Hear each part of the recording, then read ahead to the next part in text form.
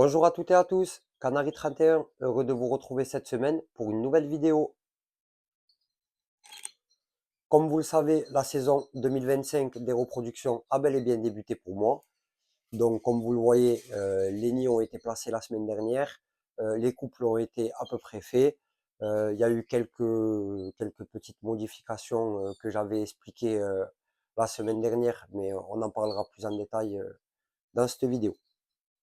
Donc, petite parenthèse avant de faire un tour de cage. Donc, comme vous le savez, la semaine dernière, je suis allé récupérer deux blanches récessives pour, en urgence pour finir ma formation de couple.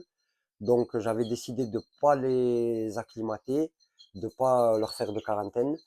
Elles se sont super bien acclimatées.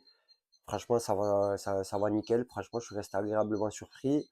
Au début, bon, ça se chamaillait un peu avec les mâles, mais il y en a une qui a déjà accepté son mâle, on le verra ensemble, et une autre, celle qui est un peu plus vieille, qui fait un peu des scènes, qui est un peu caractérielle, mais ça, franchement, ça va nickel. Ça aurait pu se passer moins bien.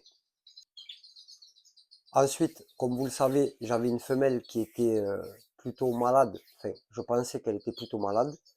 En fin de compte, après avoir tourné le problème mille fois, après avoir vu avec quelques éleveurs, posé des questions, vu les avis de l'un, de l'autre, je pense vraiment que c'est la femelle qui est comme ça, en fait, qui se gonfle. Je pense pas que ça soit dû au froid ou à l'humidité, parce que l'humidité, ça a quand même baissé. Mais je pense qu'on le verra dans quelques jours vraiment si c'est dû à l'humidité, mais je pense pas. Je pense plutôt que c'est la femelle qui est comme ça. Euh, Peut-être un trait de caractère. Enfin, la femelle aime bien se gonfler, ou je sais pas trop, j'ai pas trop de réponses, c'est un mystère. En tout cas, elle va super bien, mis à part ça, elle se comporte bien, comme je le dis dans plusieurs vidéos quand je vous donne des nouvelles d'elle, ça va super bien. Donc je pense pas m'inquiéter, et vous verrez pourquoi. Donc, on va commencer un petit tour de la batterie. Donc du coup, vous avez mon premier couple de blancs récessifs en haut, c'est le tout premier qui a démarré, donc la femelle est au nid. Alors, vous voyez, on va essayer de pas trop les déranger. Petite parenthèse, j'ai nettoyé hier, donc on est obligé de nettoyer quand même. On essaye de pas trop les déranger, mais bon, on n'a pas trop le choix. Et comme disait Canary 83 sur une vidéo, quand elles sont habituées, ça va. Normalement, elles ne devraient pas trop abandonner le nid. Donc on ne devrait pas trop avoir de problème. Mais il faut quand même éviter. Donc elle est sur 3 œufs, elle était sur 4. Il y en avait un qui était cassé, comme je vous avais dit précédemment. Là, elle ne joue plus avec son nid, donc ça va super bien. Franchement, j'avais peur au début parce que, comme je vous avais dit, elle jouait beaucoup avec son nid, elle tirait la bourre. Je pense que c'était une femelle inexpérimentée, mais le mâle a dû lui montrer le chemin, etc. Et, euh, et là, ça va pour le mieux. Donc, elle joue plus avec le nid, elle joue pas avec les œufs. J'ai vérifié et, euh, et ça va super. Donc, elle est sur 3 œufs que j'ai mirés aujourd'hui et les 3 sont fécondés. Donc ça, c'est super. Franchement, excellente nouvelle du jour. Je suis super content. Donc en espérant que ça va au bout sans trop de problèmes. Mais voilà, les 3 sont fécondés, donc c'est nickel. On passe à mon couple de blanc le plus vieux, donc mon vieux mâle et la femelle que j'ai acheté à l'éleveur de 2022 aussi. Donc eux, ça va, franchement, ils commencent à s'acclimater super. C'est nickel. Ça commence même à se donner la béquée. Donc le nid est pas fait, mais il y a quelques brindilles. On commence à mettre quelques brindilles. Donc ça ne devrait tarder. Mais sinon, ça va super. Là, ils sont tous à l'eau claire, pâté, alpiste et mélange de graines. J'ai arrêté le chène vie pour tout le monde parce que j'estimais qu'ils étaient suffisamment chauds. Comme je donne la vitamine E, je pense que c'était suffisant. On avait juste donné du chène pour les booster un peu, mais il y en a encore un peu dans les mélanges de graines, donc ça suffisait, pas besoin de leur donner à part. Même si on le faisait au début pour les chauffer un peu. Mais là, Là, on estime qu'il n'y a plus besoin. Donc voilà, et pardon, et le grit dans le petit bocal.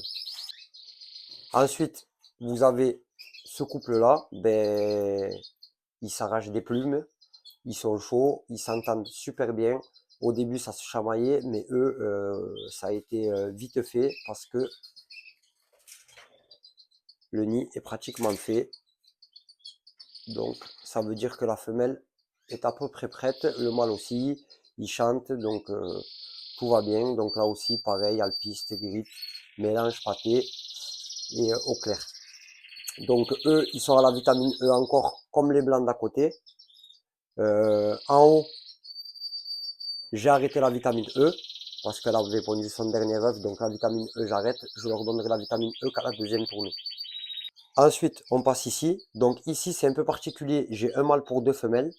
Donc là, vous avez la femelle qui couve ici. Je ne vais pas la déranger, je n'ouvrirai pas le nid. Donc elle est sur 5 œufs. Franchement, ça va nickel. Je suis super content. Donc là, comme vous voyez, elle est au nid. Donc elle m'a fait le dernier ce matin. Donc j'avais tout remis déjà hier. Elle m'avait fait le quatrième hier. J'avais remis les œufs hier au quatrième. Moi, je remets les œufs au quatrième. Et donc elle a fait le dernier ce matin parce qu'il n'avait pas la même couleur que les autres. Donc c'est comme ça, moi, que j'arrive à le voir à peu près. Donc j'estime que c'était le dernier. À mon avis, elle ne devrait pas en faire d'autres. Donc voilà pour elle, qui se partage le mâle avec celle d'à côté. Donc qui doit être par là, voilà. Donc ce que je fais, c'est que le matin quand j'arrive, j'ouvre au mâle, je le fais passer à côté. Et le soir, mon beau-père lui rouvre et passe avec la femelle de manière à ce qu'il puisse la nourrir un peu. Donc voilà, on fait comme ça. S'il y en a qui ont d'autres astuces ou d'autres méthodes qui fonctionnent bien, je suis preneur. Nous, pour l'instant, on fait comme ça. On laisse la grille opaque aussi pour pas qu'il se chamaille.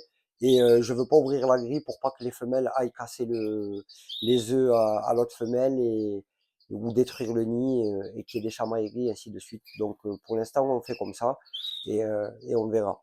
Donc j'ai fait ça parce que le nid est fait.